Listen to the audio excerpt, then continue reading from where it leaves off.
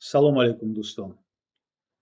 Фарз кардем, ки шумо дӯсте доред, ки аллакай зиндонӣ шудааст, яъне ки нисбаташ ҳукм татбиқ карда шудааст, ҷазо гирифтааст, маҳкум шуда мебошад ва шумо мехоҳед бо ӯ мулоқот кунед, суҳбат кунед, аз аҳволаш хабардор шавед, ягон дастовез баред, ягон передача ба ӯ баред ва ба шумо мегӯянд, ки не, ба шумо мумкин нест вохӯрӣ бо ӯ, чунки фақат вохӯрӣ ба хешу табори наздик дода мешавад. Оё ин дуруст аст ё ки не?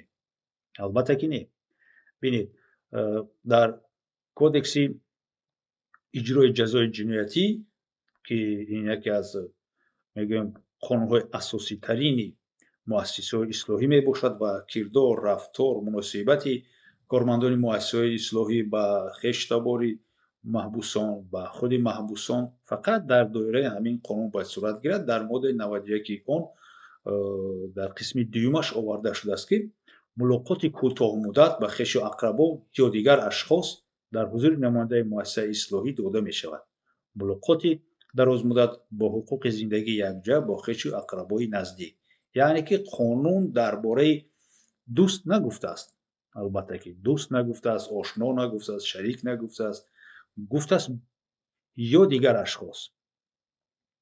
вале мо дар таҷриба мебинем, ки бениҳоят чунин ҳодисаҳо кам ҳастанд, ё ин ки умуман ҳам мо хабардор нестем, ки ягон дӯсти наздик, ягон ҳамсинф мисол гӯем, ҳамсоя рафта як маҳкумшударо хабар гирад. Фақат ин ба дӯши наздиконашон ҳастанд, хабаргирию хабар додан дар бораи вазъияти онҳо ё ин ки дигар.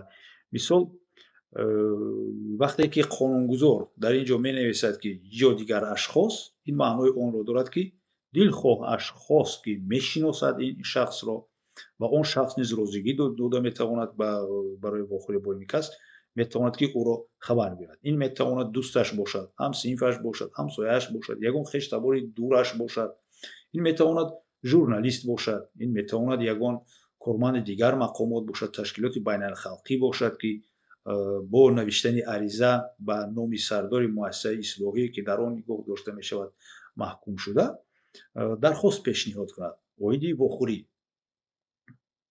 дар он дарҷ гардад, ки ман дӯсташ ҳастам, мехоҳам аз ӯ хабар гирам. Ин ягон қонунвайронкунӣ нест, ин ягон ғайриқонунӣ нест ва ягон хатар ҳам ба фикрам ба ягон на муассиса меорад, на ба ягон чиз. Ва амали мақомоти қудратӣ, амали муассисаҳои ислоҳӣ, амали ҳамон сарриёсати иҷрои ҷазои ҷиноятӣ, ки ҳамин сиёсатро пеш гирифтаанд, ки фақат хештабор иҷозати вохӯрӣ дорад, он ҳам бо гирифтани иҷозати хеле ҳам мушкил, тӯлонӣ, пурпечутоб, номаълум, ки дар ҳақиқат кӣ барои чӣ ҷавобгар ҳаст, бо даводави хеле зиёд, фақат хештабор дар Тоҷикистон метавонад, ки як вохӯрӣ гирад.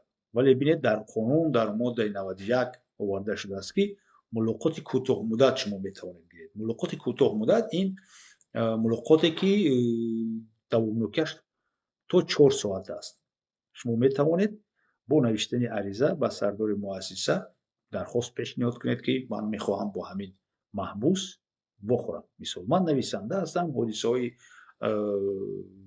16 сентябри 2015 солро таҳқиқ карда истодаам. Мехостам бо ҳамин маҳбус, ки ҳамчун шоҳид дар парвандаҳо, дар ҳамин амалҳои генерал Назарзода ҳамчун шоҳид иштирокчӣ иштирок мекард, вохӯрам ва хотираҳои ӯро дар ин ҷо нависам. Албатта ки фантастика буд ин гапро ман гуфтам, дар давлати демократӣ фақат мешавад, дар Тоҷикистон ғайриимкон аст. Вале сухани ман, ишораи ман ба шумо ҳаст, дӯстон, рафиқони он ашхосе, ки дар озодӣ будан бо маҳбусон дӯст будед, лофи дӯстӣ мезадед, мисол, ё ин ки дар як хат дӯст будед.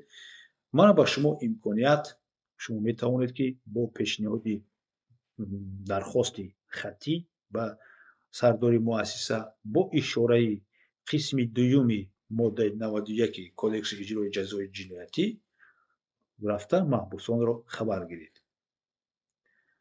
Ин буд мавзӯи имрӯзаи мо, ки маънояш он буд, ки оё дӯст метавонад, ки маҳбусро рафта хабар гирад? Албатта метавонад. Ташаккури зиёд барои диққататон дӯстон.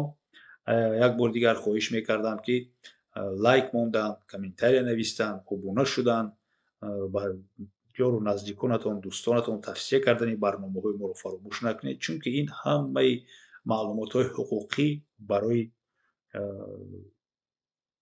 ҳимояти шумо, барои баланд бардоштани савияи дониши ҳуқуқии шумо равона карда шудааст ва мо фикр мекунем, ки хеле ҳам муфид мебошад.